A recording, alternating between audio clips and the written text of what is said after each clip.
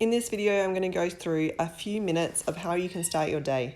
We're going to begin with some basic arm swings. You want to stand tall, allow the arms to swipe past your thighs, focusing on the downward action, so pushing the arms down and noticing the small rock that occurs as your weight shifts from balls of feet to heels. You want to feel extended through your fingers but nice and loose in the arm.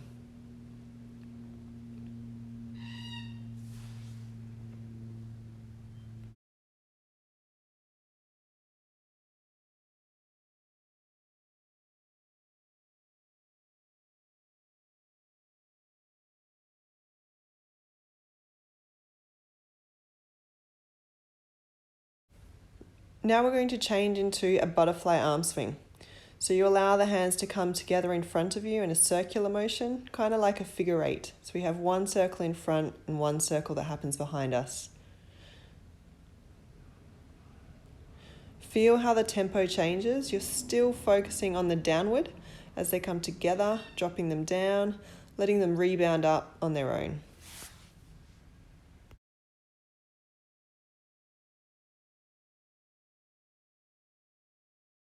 Now we're going to go back into the original arm pattern, just swinging the arms beside you, but add in a spinal drape. So we drop the chin down, kind of like going into a Jefferson curl, draping forward, but also allowing the knees to soften. We roll back up. So with each arm swing, you allow yourself to descend a little bit further, collapsing the spine down, sinking into the knees and hips. Not forcing the distance. This should not feel like a squat in any way. More that you've just collapsed the knees, collapsed the spine, and you're sinking down into the pelvis.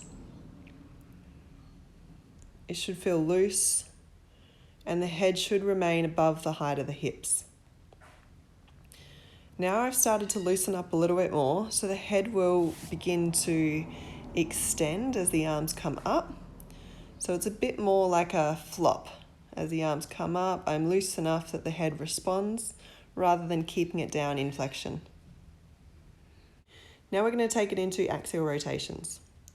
So first of all, you want to feel that you're driving this from the ground up. I've got pressure in my feet, turning from the legs and pelvis and allowing the rotation to come upwards from there. So the arms are simply responding and flopping around the rest of the body. Allow your head to come with you and turn from left to right.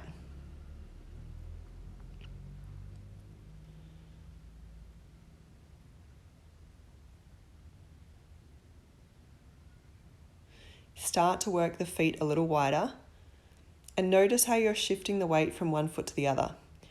As I turn to my left side, my weight should be leaning into my left leg.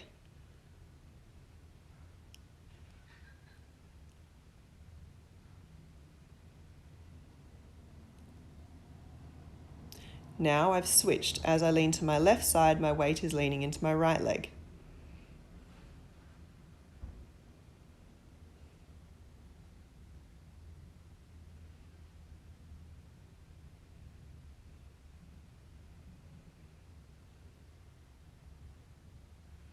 Now we've brought it back, and I'm going to start to creep the feet wider. The rotation should be limited as our feet become wider. Still focusing on the same cues of pressing through the ground, driving from the legs and pelvis, and allowing the rotation through the rest of the spine to feel connected and coordinated. We're not searching for the biggest range of motion here, simply what feels the smoothest for your body.